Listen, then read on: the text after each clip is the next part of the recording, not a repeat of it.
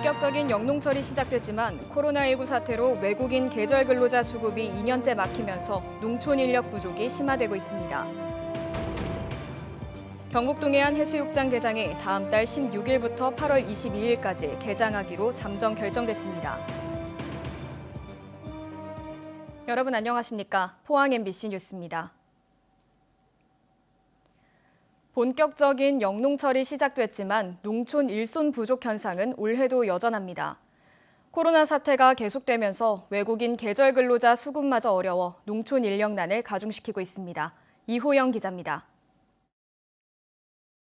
지난달부터 상추잎 따기가 한창인 영양군 수비면의 비닐하우스 농가. 10여 명이 일해야 하는데도 제때 일손을 구하지 못해 상추잎 따기의 시기를 놓치고 있습니다. 바로 옆의 곰치하우스에는 곰치잎이 크게 자랐지만 손도 대지 못합니다.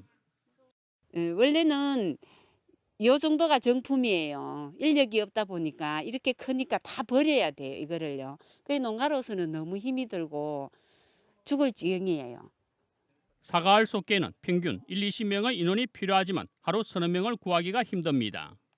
새참을 제외하고 일당은 9만 원 선으로 지난해보다 만 원 정도 인상됐는데도 사람 구하기는 하늘의 별 따기입니다.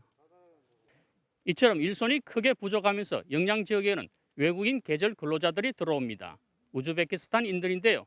이달 10일 인천공항을 통해 입국한 다음 자가 격리 기간을 거치고 24일 영양에 도착합니다.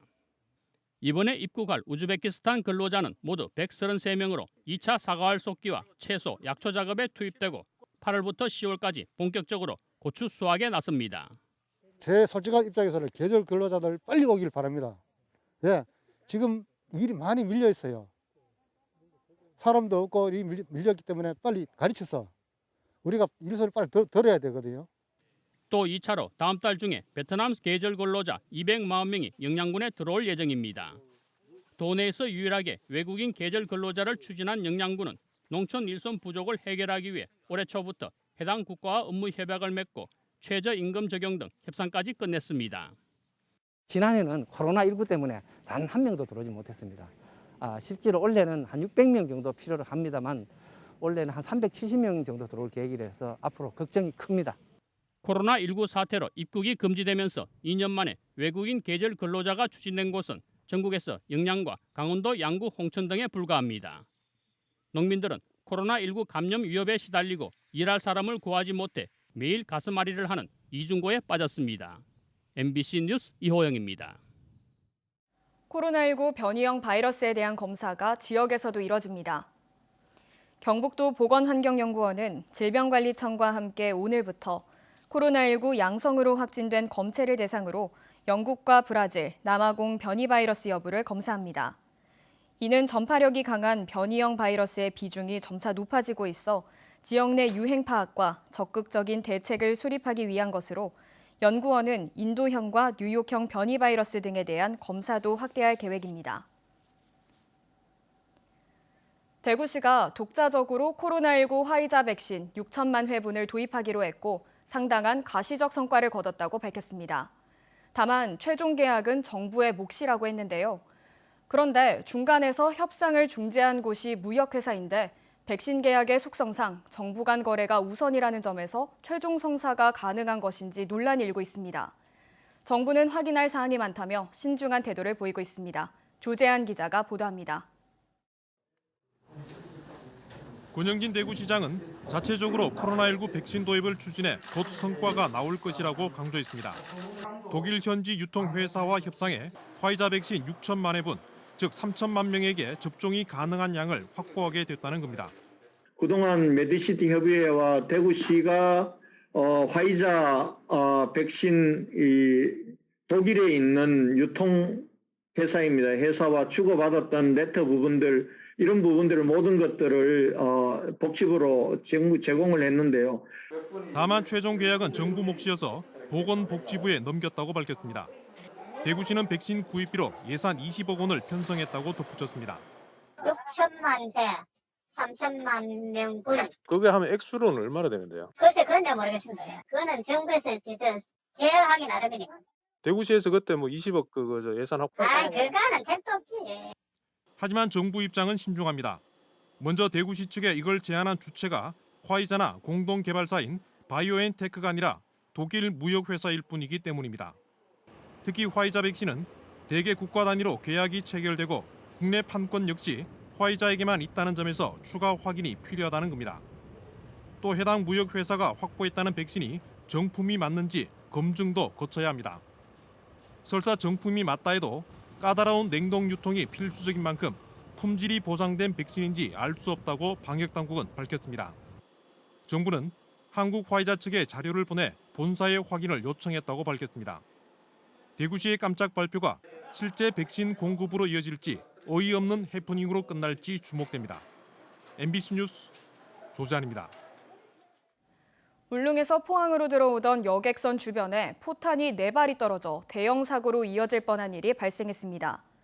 오늘 오후 2시 30분쯤 울릉 사동항에서 포항으로 가던 우리 누리호의 주변 해상 100m 앞과 측면에 포탄이 연이어 떨어졌습니다.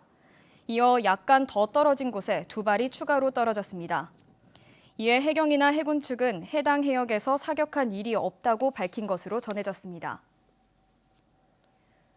포항시는 포항역에서 서울 수서역을 오가는 고속열차 운행 유치에 나섰습니다. 이강덕 포항시장은 오늘 시청에서 전국철도노조 부산본부장과 만나 수서역과 포항역을 오가는 고속철도 유치에 힘을 모으기로 했습니다. 현재 포항역에서 서울역을 오가는 KTX는 하루 최대 28회 운행 중이지만 수서역은 운행되지 않아 서울 강남 지역에 가려는 시민들이 오송역에서 환승하거나 서울역에서 다시 1시간을 허비하는 실정입니다. 경북 동해안 해수욕장들이 7월 16일부터 8월 22일까지 개장하기로 잠정 결정했습니다. 동해안 5개 시군의 지정 해수욕장은 모두 55곳으로 해수욕장 운영위원회의 협의를 거쳐 개장과 폐장 시기가 최종 결정됩니다. 이 가운데 영일대 해수욕장 등 도심지 해수욕장이 많은 포항 지역은 폐장이 8월 29일로 다른 곳보다 일주일 늦춰질 것으로 보입니다. 한편 해양수산부가 지난해 시범 운영한 해수욕장 혼잡도 신호등 제도가 올해는 전국적으로 확대 시행됩니다. 오늘은 대체로 구름 많은 가운데 낮 기온이 큰 폭으로 올랐습니다. 내일은 오늘보다 더 덥겠는데요. 높은 자외선 지수와 오존 농도에 주의가 필요합니다. 조주경 기상캐스터입니다. 6월의 첫날인 오늘은 본격적인 초여름의 시작답게 날이 다소 더웠습니다. 경주의 한낮 기온은 28.8도로 어제보다 4도가량이나 높았는데요. 내일 기온은 더 오릅니다. 경주의 낮 최고 기온은 30도로 한여름 더위가 예상되고요. 반면 울진 지역에서는 23도에 머물면서 비교적 선선하겠습니다. 다만 볕이 강한 탓에 오존 농도가 짙게 나타나겠습니다. 오후 시간대 장시간 외출은 피하시는 게 좋겠습니다. 이어서 자세한 지역별 날씨 보시면 내일 아침 기온은 16도에서 19도 분포로 시작하겠습니다. 한낮 기온은 울진이 23도, 영덕 26도, 포항이 27도, 경주 30도로 낮 기온은 오늘보다 1도에서 3도가량 높겠습니다. 울릉도의 아침 기온은 17도, 독도는 18도로 시작하겠고요. 한낮 기온은 울릉도 23도, 독도 21도로 예상됩니다. 동해 바다의 물결은 0.5에서 최고 1.5m까지 비교적 잔잔하게 일겠습니다. 모레 목요일부터는 비 소식이 있습니다. 오후부터 비가 내리기 시작해 밤이면 대부분 그칠 텐데요. 울진 지역과 울릉도 독도에서는 금요일 새벽까지 비가 이어지겠습니다. 날씨였습니다. 포항 상공회의소에 국가기술 자격검정 상설시험장이 구축됐습니다. 포항상인은 최근 건물 1층에 24석 규모의 인터넷 기반 시험 시스템을 갖춘 상설시험장을 개소하고 오는 10일부터 운영에 들어간다고 밝혔습니다. 상설시험장에서는 워드 프로세스나 컴퓨터 활용 능력, 유통관리사 시험 등 각종 국가기술 자격시험 응시가 가능해 그동안 대구나 경산 등에서 시험을 치러야 했던 지역 수험생들이 불편을 덜게 됐습니다.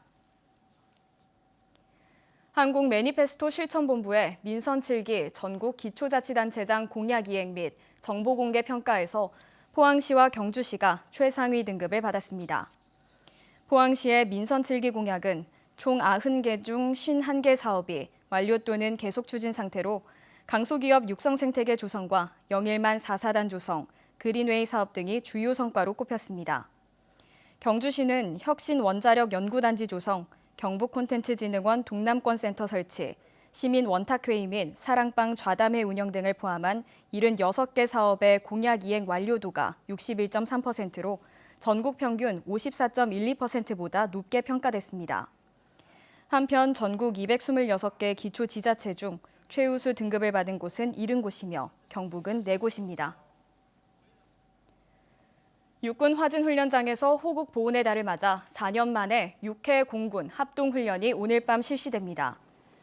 훈련은 해안 경계부대가 미상물체를 탐지한 뒤 관측 장비로 적의 잠수정을 식별하면서 시작되며 대잠 헬기와 해군 초계함, 공군 전투기 등이 동원됩니다.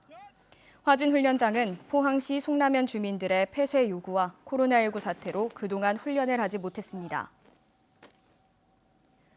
독도 땅값이 10년 만에 7배 이상 상승한 것으로 나타났습니다. 올해 독도 101필지의 전체 공시지가는 79억 5천여만 원으로 지난해보다 9.86% 상승했습니다. 독도 공시지가는 2013년 20억 원을 넘었고 2016년에는 50억 원을 넘어서는 등 2011년 이후 연평균 20% 이상 상승했는데 일본의 독도 영유권 주장에 따른 사회적 관심과 관광 인프라 중설, 지하자원의 경제적 가치 등이 땅값 상승을 이끈 것으로 풀이됩니다. 경북교육연대는 오늘 성명을 내고 국회는 학급당 학생 수 20명 상한을 우선 입법 과제로 삼아 즉각 법제화하라고 요구했습니다. 또 학급당 학생 수 감축이 안전한 교육 환경을 위한 필수 조건이라며 정부는 이를 위한 학습 공간 확충과 교원 증원 대책을 마련해 내년부터 실시해야 한다고 주장했습니다. 특히 코로나19로 교육 불평등이 갈수록 심화되고 있다며 학생들의 교육받을 권리 향상을 위해 학급당 학생 수 20명 상한이 시급한 과제라고 밝혔습니다.